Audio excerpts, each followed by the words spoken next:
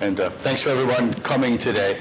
Yeah, briefly, I did my doctorate in statistics, but I was fortunate in that my advisor was really firm on what he called applied work, right? I couldn't just pick some data set from a textbook. I had to go out and get real-world data and do real projects. And I always liked finance. So I sort of realized that if you look at mathematics, probability, risk, profit, technology, they all kind of overlap and mix together. So whether you're modeling the price of a stock, or you're developing an AI model for something else, or you're looking at risk and expected value of sports betting, it's really all the same toolbox on the inside.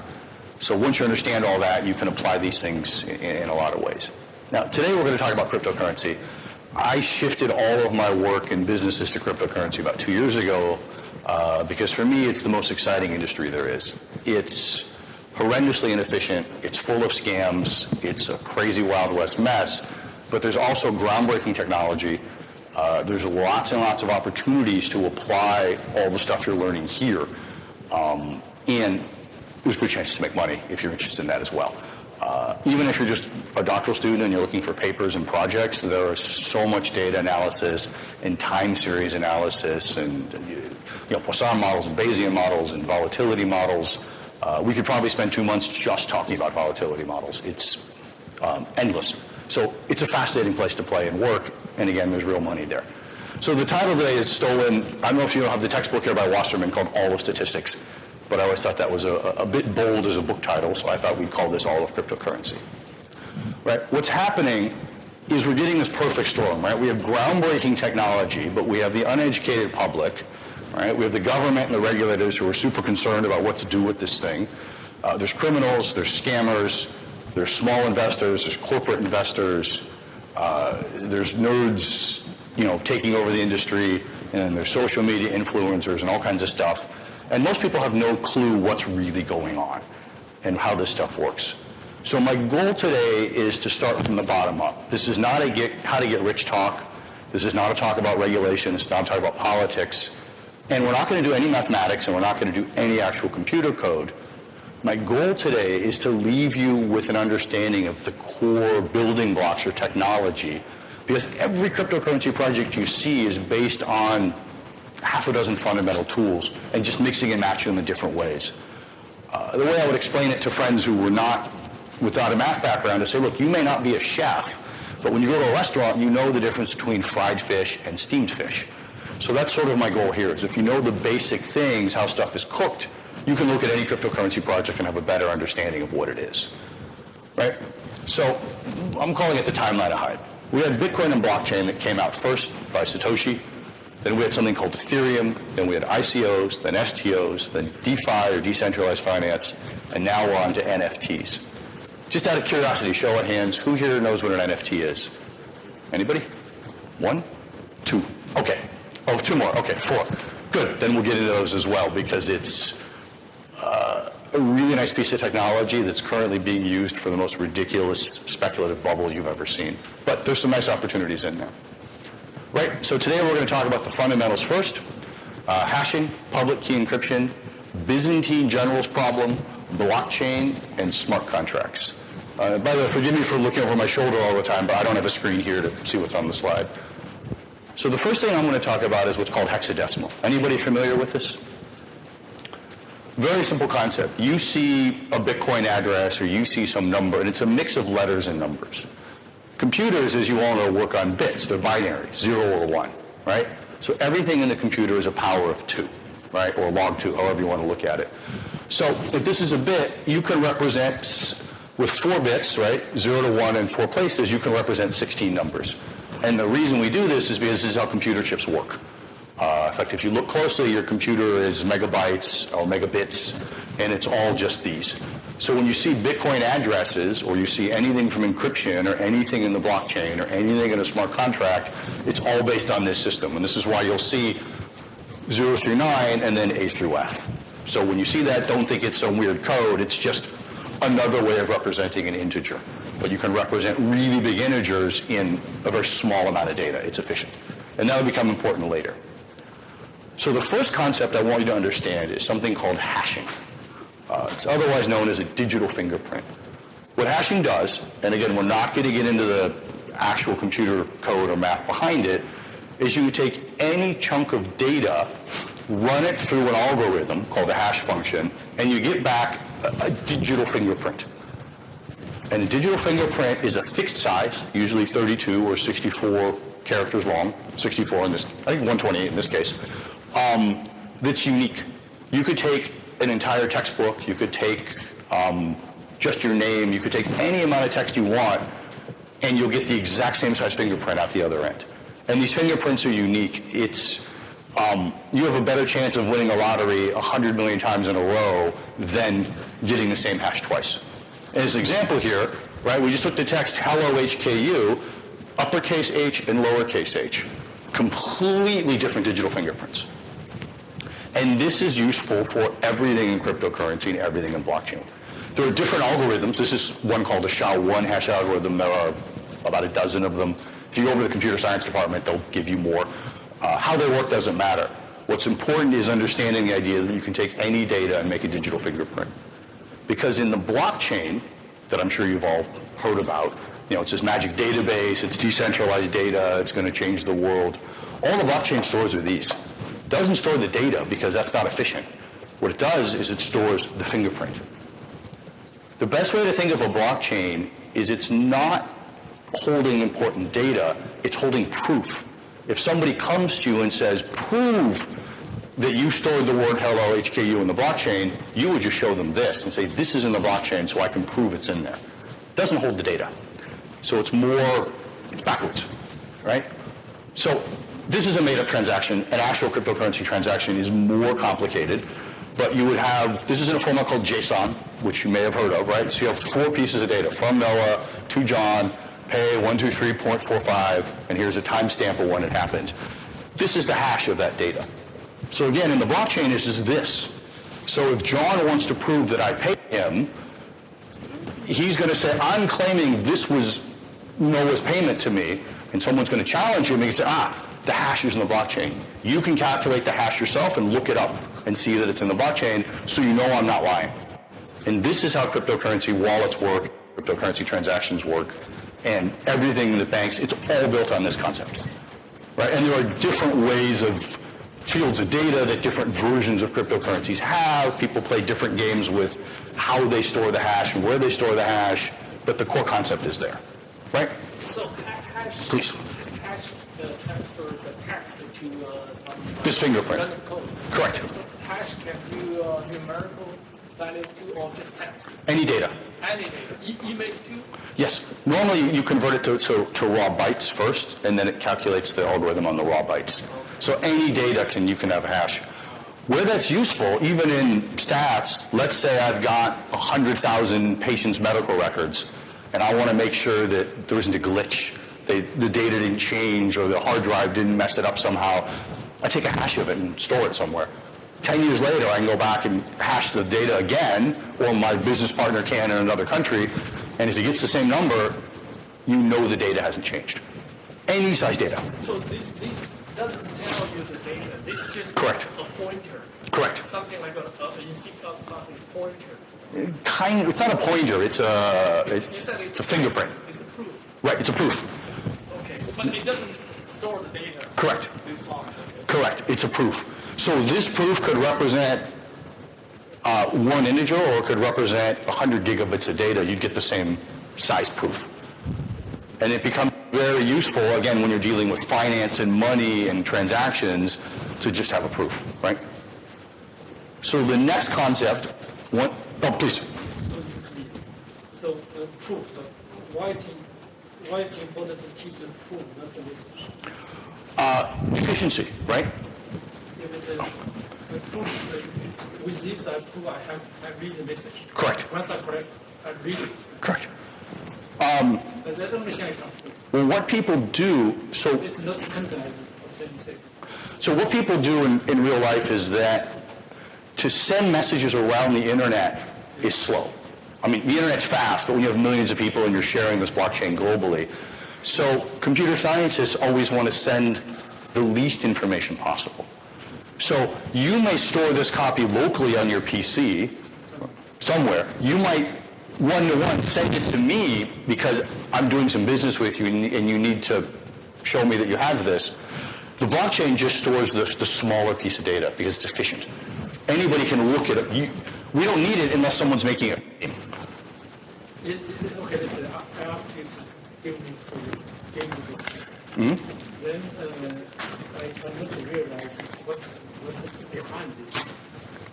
How can I know this corresponds? So he was asking if he show you this random Right. code, you want to get back to the real data. Cannot. Can I? It's one way. So how can I know you are not fixed? Oh, because I would give you this, and you would use your software to calculate the fingerprint, to calculate this, and make sure it's the same as what's on the blockchain. We are sharing it with someone to record. Sorry? I'm sorry? Record the blockchain.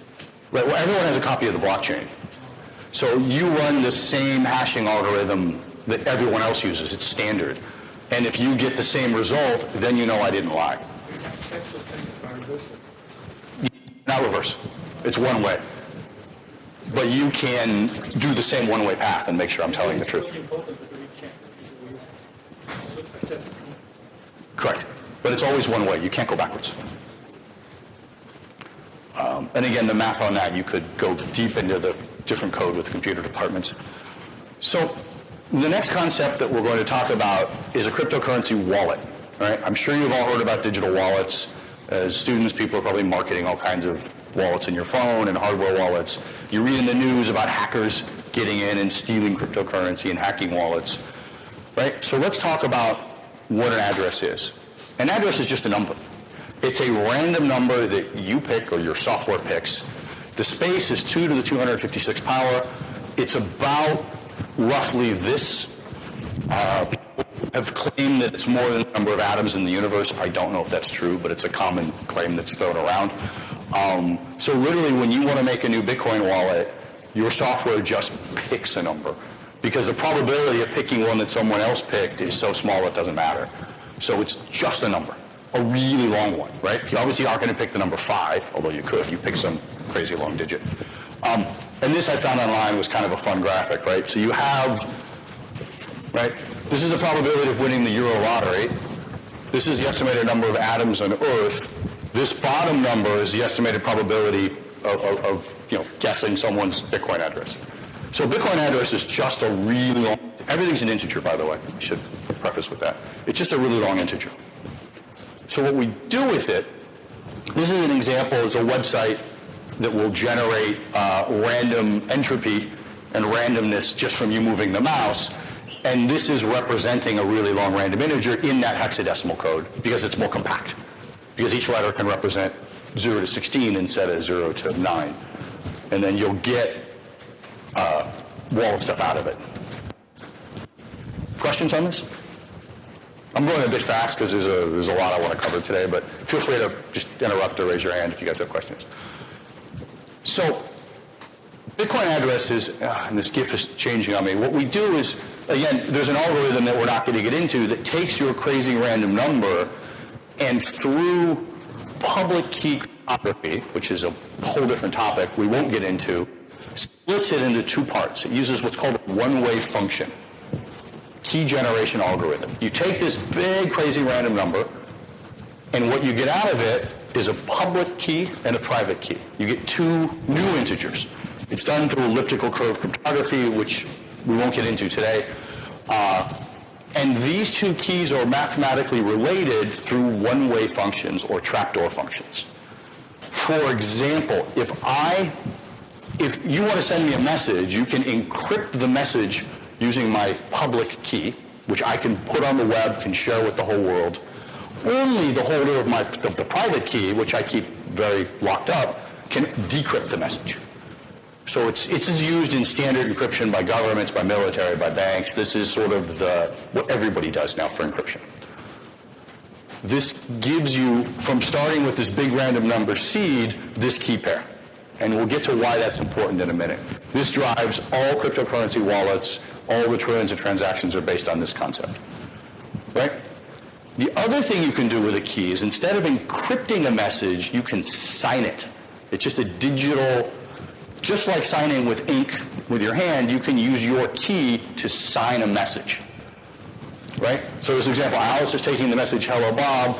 This generates a signature similar to a hash, but it's not. Now, why we care is because anybody can take the public key, which again is on the internet or whatever, and verify the signature without knowing the private key. I can write a message saying, I don't know, I leave all of my property to HKU when I die, it's my last thing. And how do you know I'm telling the truth? How does anybody know this claim is true? I'm dead, whatever, gone. Well, you can take my public key and verify that the signature is mine, never knowing my private key. And again, this is standard stuff. It's been around in the 1970s. There used to be an algorithm called RSA. Now we use elliptical curve, but it was invented by the NSA in the US, so you can choose if you trust them or not. And this is used for transactions. So if I'm going to pay $100 to my friend Johnny, right, I sign it that I paid $100 to Johnny, and that goes into the blockchain. Now anybody can take my public key and Johnny can claim me as $100. Well, anybody can take my public key and verify that that transaction, this one, right, is true. So it lets you record transactions in a safe way. Now, you've heard of Bitcoin wallets, right? Everybody has heard of some Bitcoin wallet, cryptocurrency wallet, and the common expression is, I have Bitcoins in my wallet, I have 5 Bitcoins in my phone. That's actually the wrong grammar. There are no Bitcoins in anything. Bitcoins don't exist. Right? We have a ledger. We have this blockchain that keeps track of who has what in their account. But there's no coins. So you don't have anything on your phone. There's some entry on a ledger that corresponds to your account. Just like if you have money in HSBC, well, there isn't some big stack of Hong Kong dollars sitting in the back of the building somewhere, right? It's just in their computers that you have money in your account. So what Bitcoin wallets are is just a chop. All they are is a digital chop. So if I want to pay money to you, I create this transaction like we saw earlier, and I take my private key, chunk, and I sign it, and send that off into the blockchain. And that's it. So you don't have Bitcoins anywhere. What you have is a digital chop. And that's an important concept. So when hackers steal Bitcoins, they're not stealing Bitcoins off your PC. What they're stealing is your private key, that nice little string of letters and numbers, because then they can digitally chop any transaction impersonating you. So they can just take all of my money and digitally chop it and pay it to themselves. So that little string of text is the key to all of your wealth. So what we have are hardware wallets. Has anybody seen these before? Some of you guys? Don't be shy. All right, no, one guy. So what people have done, and it's pretty smart technology, is they make little tiny computers, right? They plug in with just a USB cable, and your private key sits on here, right? Never leaves. So if I want to pay a transaction to somebody, my laptop will send the transaction over the USB wire to this little guy. It comes up on the screen, do you approve? I click yes. It chops it here and sends the chopped version back to my PC. And then I unplug this and lock it away. So how can a hacker steal it? They can't. I mean, you have to physically take this, but this has my chop, which is much, much smarter than just leaving your private keys on your cell phone or your PC or anywhere that a hacker can get them. So these are 3 of the better brands. In order, it's a Trezor, a Ledger, and a Cold Card, and they all have strengths and weaknesses. But again, hardware wallets, if we work backwards, are just storing that private key that came from the random number that's just doing the hashing. And that's all this stuff is. Right? And so all these different cryptocurrencies, all these blockchains, all these we're going to change the world, new finance, are all based on some variation of these core concepts. There's nothing else really there, right? Now we go to blockchain. The problem with the system I just talked about is what happens when I have 100 million transactions? What happens if I have 1 billion, 2 billion transactions, and I'm going to pay $100 to my friend Johnny? Well, where did I get the $100? Well, I got it from my friend Bob. Well, where did Bob get it? Bob got it from Joe. And, well, you don't want to trace every transaction all the way back for the last 20 years across billions to see if I'm telling the truth about the $100. Horrendously inefficient, right? You can't do this. So one of the brilliant things, Satoshi Nakamoto was the person who invented Bitcoin. one of the brilliant ideas was the idea of a blockchain. And what he did, and I'll explain this picture, is you basically bundle up transactions in a group, verify them, and then chop them that they're correct. And what that does is it saves you having to go backwards. And I'm going to start over here, right? So I'm going to pay $100 to Johnny, and all I have to say is $100 is paid to me in transaction number 11, right? You just look here, is transaction number 11 okay? Because it's already been proved. What miners do is you'll take a group of transactions, they pile them together, and they calculate that hash, that digital checksum that we saw earlier, of this whole bundle of transactions. They verify, are every one of these valid? We chop those as a group. You guys with me so far? So you have one digital fingerprint of this block of 3 transactions, and then I take that digital fingerprint and I stick it at the beginning of the next group. So you say, okay, in this case, every batch of 5 transactions, we sign it, right? We make the fingerprint, and then we stick it at the end of the next one. So that I know everything prior to here has been verified by this one digital fingerprint, this one proof. This proves this group, which includes the proof for the group 4, which includes the proof for the group of 4. So it's a chain. I see some confused faces. Any question?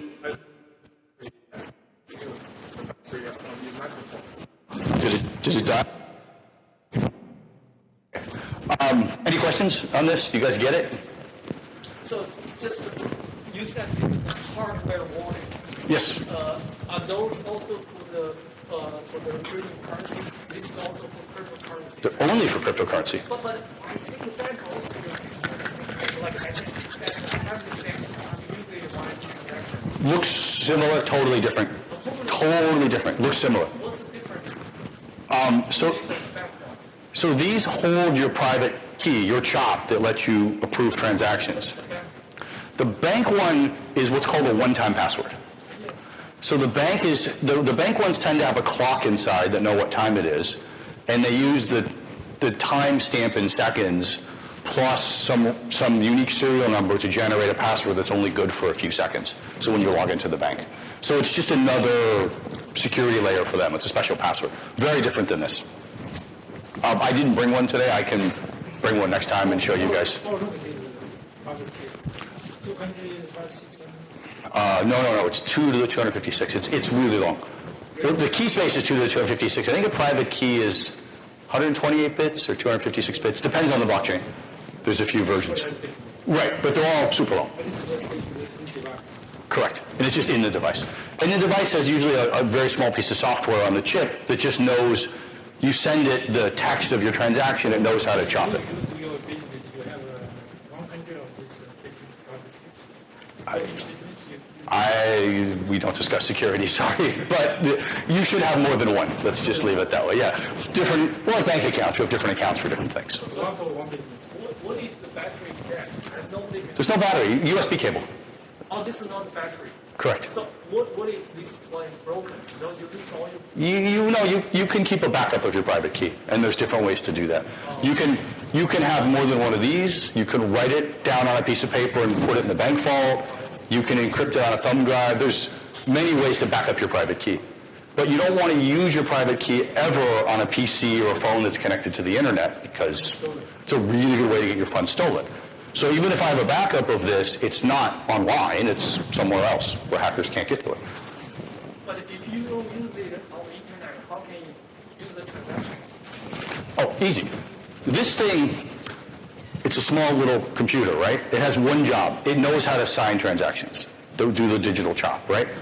So my PC sends the transaction, just the text, to this over a USB cable. This signs it and sends it back to the computer. So the private key never leaves this. So there's no way for anybody to ever steal the private key.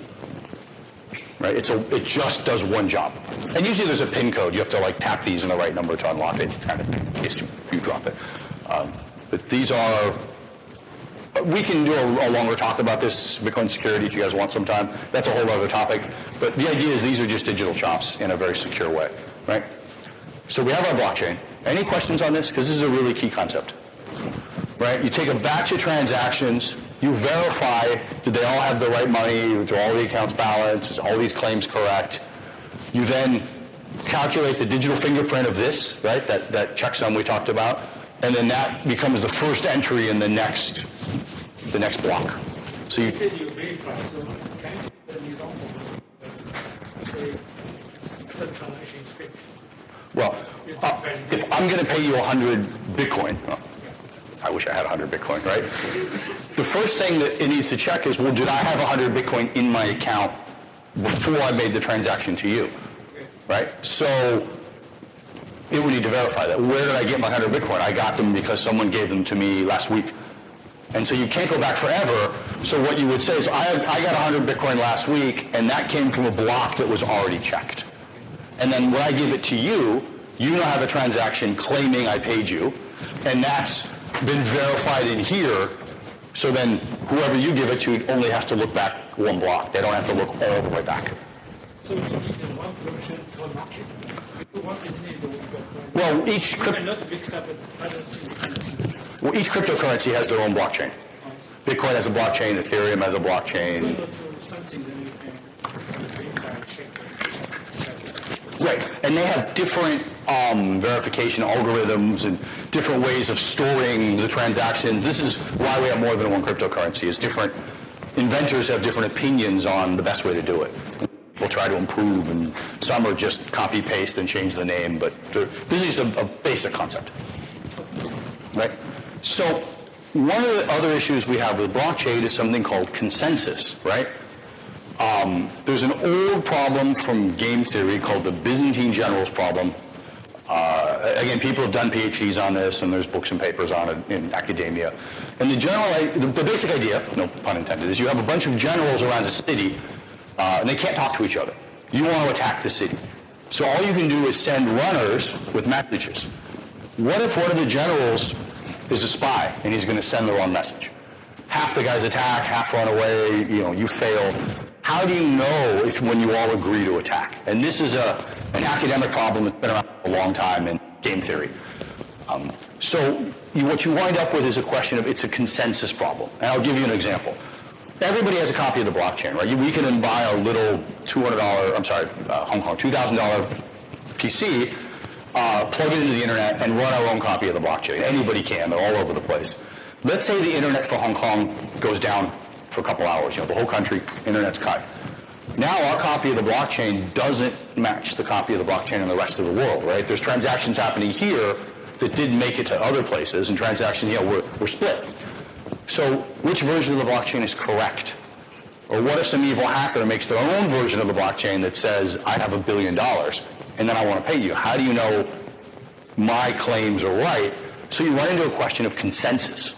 And there are many algorithms, and this is, again, an open problem in academia, on how do you decide consensus.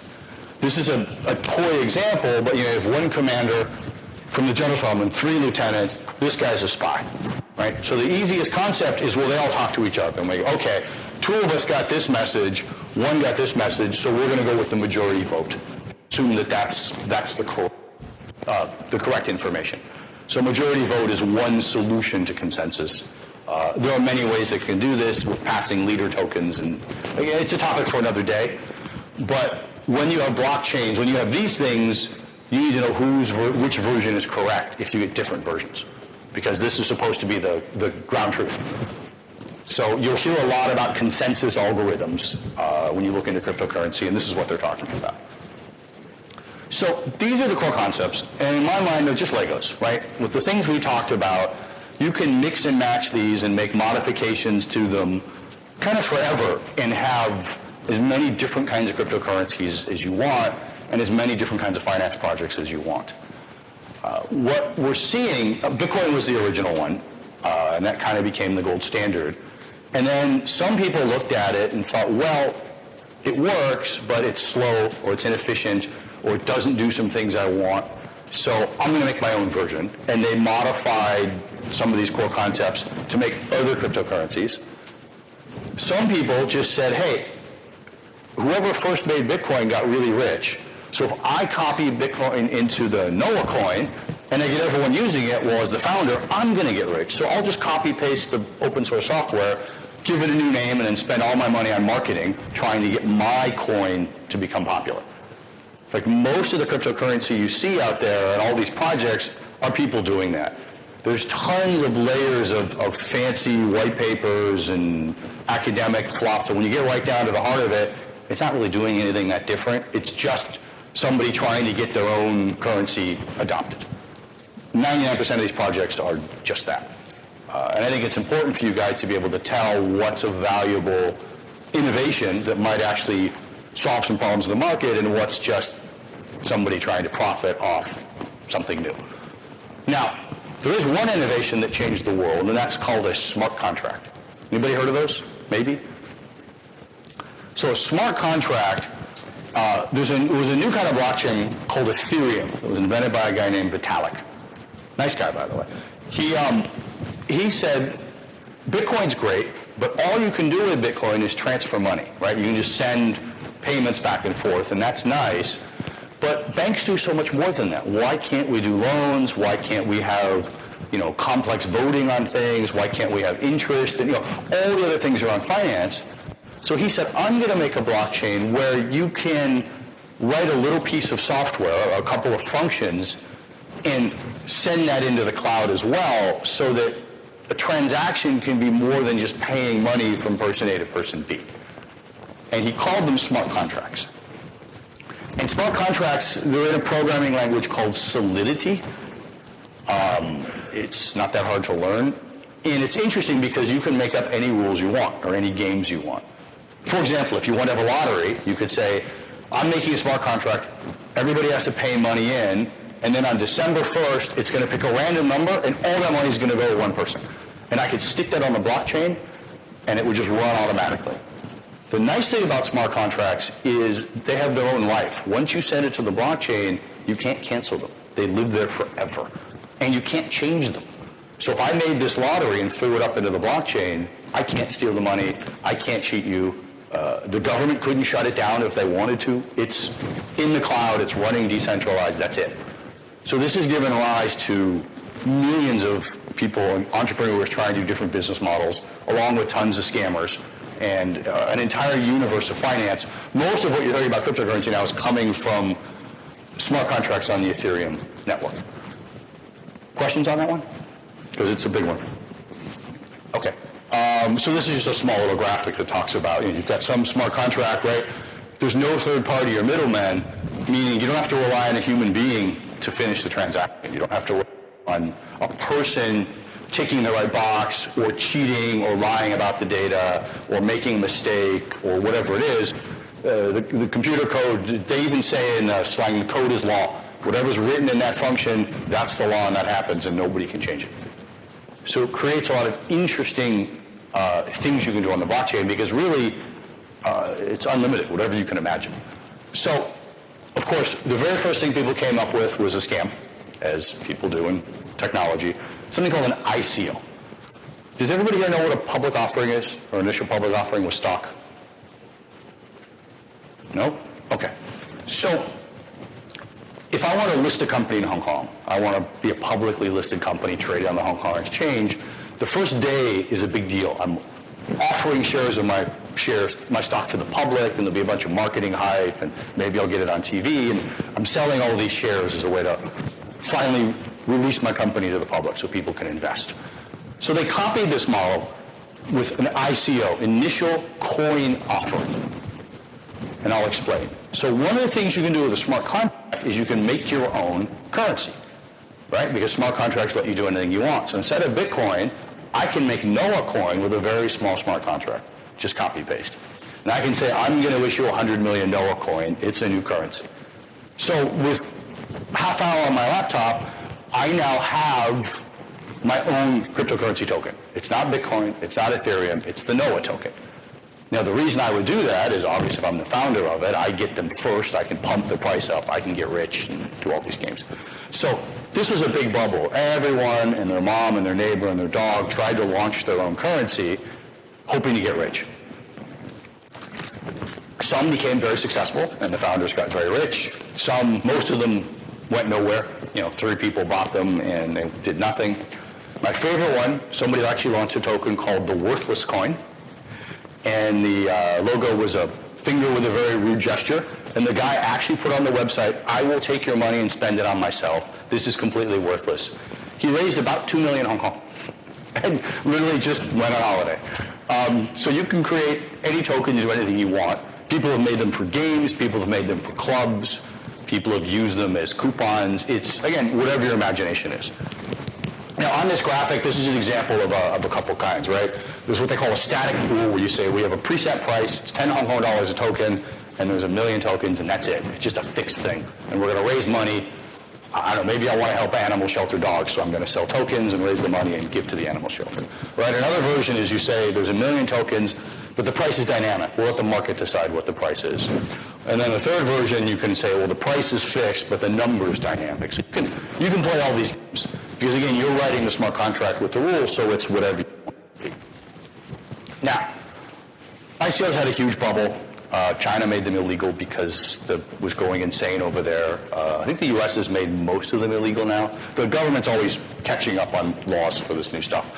So the marketing in the scamming world shifted, and they came up with all sorts of other clever names for the same thing.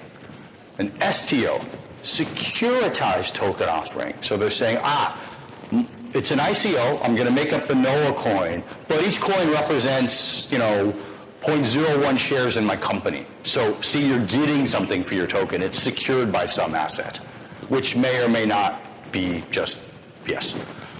Then they have what they call an initial exchange offering, where some of the cryptocurrency companies where you trade said, if you trade, we'll give you our token, kind of like you bonus points, right? You can earn these tokens using our services, and then you can use them for rebates and refunds and whatever. And then they tried to sell those. Then people tried to come up with utility tokens. Our tokens are good for, every 10,000 tokens gets you a free credit of class at HKU. So there's some utility there, and people can buy it. So these are more and more ways of just trying to convince the public that there's some value to this cryptocurrency we just made up for no reason. Some have value, most do not. It becomes a game. And so you need to be aware that all this stuff with this hype and we're changing the world and democratizing finance are based on the same 5 or 6 original concepts we talked about hashes and public keys. And then it's just a marketing game, right? Now, the most interesting thing that's the biggest bubble right now, even in Hong Kong, is something called an NFT. Quickly, does anybody have $20? Somebody find $20 for me. Somebody must. I know everyone's digital now. Oh, I need a 20. Okay. You have a $20 bill, right? Yeah. What bank is it from? HSBC. Okay, I have HSBC also. Will you trade with me? You're 20 from my 20, right? Here, trade with me. Okay, right? Doesn't matter, right? They're the same? Yeah. Okay. What it did is something called fungible, right? I want to illustrate this. Fungible means one $20 bill worth the same as any other $20. We don't care, right? My 20, your 20, it's $20. Nobody cares. And cryptocurrencies is this way, right? One Bitcoin is one Bitcoin. I don't care which one, it's worth the same thing. So somebody came up with the idea of what they call a non-fungible token. And what that means is each one has a serial number, and they're not the same. Each one is unique. And that's an interesting invention. Think about it. Forget what's on the screen. If I want to register property in Hong Kong, right? Each home has its own address. So why not have the deed, the ownership document for your home, as a token on the blockchain that registers it to you? Each car, right, has its own license serial number. Why not register each car on a blockchain? Because each one's unique. So non-fungible tokens do that. Each cryptocurrency token has a unique serial number and can represent its own thing. I'm sure you've heard of people trading comic books, or people trade the collector's toys or baseball cards. It's often used for that. So what happened about a year or two ago was people started playing with digital art. And they said, we're going to make non-fungible tokens. Each token is going to represent a photo, right? These are crypto kitties. These are something called crypto punks that in the West is the hottest bubble right now, right? So you have a token that represents this guy. It's not just any random Bitcoin. If I have the token, I own the rights to this picture. And it's become the biggest bubble you've ever seen. I mean, hundreds of millions US are trading every day on this stuff. People are using it as their avatars in social media now as a bragging thing. Sotheby's auction house sold one for, I think, 7 or 8 million US, which is ridiculous. But really, you don't own the picture, right? This is what's inside one of these tokens. These are the data fields, right? You have a serial number, you have the address of the owner, and you have a URL to a picture. In this case, it's the HKU logo. So when you're spending $5 million US for this picture of a cute cat, really in the blockchain it's just a URL of the picture of the cat. So a lot of people have said it's ridiculous because anyone can just copy paste that picture of the cat. It's just a URL. It's a scam. Other people have said, no, it's revolutionizing the art world, right? We've democratized art and it's changing the whole thing and it's this massive bubble. Up to you to decide if you think it's legit or not. But NFTs are, I think the technology is useful for registering and tracking things. Even your diploma, right? You earn a diploma from HKU. Why not have it online somewhere and have the URL to it, register it to your digital wallet, and now you can prove to the world that that diploma is yours. So there's some interesting things you can do with the tech, but it's not trading, JPEGs of cute cats. Now, the reason this got big, and I don't have a slide on this, it's a bit of a tangent, is human beings like to gamble, as you know, right? So what people did is they're very smart. They wrote a little piece of code, and they said, this one, Crypto Monkeys. And they wrote a piece of software that basically just copies, pastes pieces of pictures. So they have hats, right? There's 30 hats, and there's a probability function. There's a 10% chance you'll get this hat. There's an 18% chance you'll get this hat. And then they said, well, he has a mouth, 1, 2, 3. There's a bunch of mouths, and each mouth has a probability as well. So when you say, I want to buy one of these monkey pictures, the software generates one for you randomly, right? You pay some fixed price, $100 US or something. Maybe you get one that's super rare, right? There's one in $200,000 chance that you get this combination of shirt and mouth and hat. You just won a lottery ticket. You can then go sell that in the market for a lot of money. So it's become kind of scammy game of getting these randomly generated images, probabilistically, you're paying a fixed price for, and it may be valuable to real them. So we've created, or the world's created, this weird, crazy slot machine lottery based on, pretty cute drawings, right? These are similar. These are randomly generated, skin color, hair design, does he have a pipe or a smile or whatever. And again, you pay a fixed price to buy it, and then you may or may not get one that's rare. So this is driving this NFT bubble. If you haven't heard about it yet, I'm sure you will pretty soon. So those are NFTs. So the last thing I want to talk about is trading cryptocurrency, right? What's the price of Bitcoin? Does anybody know what the price of Bitcoin is today? It's 63 US, right. So the slide's a bit dark. But I want to show you guys something, because to me, one of my hobbies, as I'm a bit of a nerd, is I like developing mathematical models for fun. And I'm trying to develop some new time series analysis algorithms around trading Bitcoin, for myself to profit. But I've been reading a lot of the published literature, and you can, to me the interesting areas are time series and volatility, right? And there's stuff also from the electrical engineering side. There's adaptive filters, which you may or may not have covered in this department, but there's a lot of interesting filtering technology on basically streaming data and trying to figure out what's noise and what's signal and where's trends and where's noise. And you could do a whole PhD on this stuff. So it's interesting. So I don't know if you can see, but this is called an order book. What people are doing is the green are people offering to buy Bitcoin at price and quantity. It's really hard to read. So here is 62,968. There's 2.9 Bitcoins somebody will buy, right? At a slightly lower price, there's 0.18 Bitcoins. At a lower price, so this is a range. This is a list of people offering to buy. This side going up is a list of people offering to sell. So there's no price to Bitcoin. This is a market of people offering to buy and sell at different prices. This is the best price if you want to sell your Bitcoin. This is the buyer who will pay the most. This is the seller who will sell it the cheapest. So if I want to buy Bitcoin at 62,969, that's a great price, but I can only buy 0.0025 Bitcoin at that price. So what's the price of Bitcoin? I don't know. Is it the last price somebody paid for a little bit? Is it the average of the prices people paid over the last minute, of the average of the last 5 minutes? Is it some weighted blend of this? Every website has their own formula, every trader has their own formula. But these are live markets that are running and updating dozens of times a second. So there is no price, but there's a lot of data to play with. This is a list of the most recent trades. Right? One of the interesting bits of signal, if you'll notice they're colored red or green, red means the buyer moved first. Somebody was sitting here waiting to sell, and the buyer came in and said, I'll buy. I'm sorry, it's the other way around. Red means the seller came first. Somebody was waiting to buy. They just said, I'll buy if anybody wants to sell me at this price. Somebody came along and sold. So the seller was the aggressive action. Green means the buyer was the aggressive action. Somebody was just waiting to sell, and the buyer came and took it.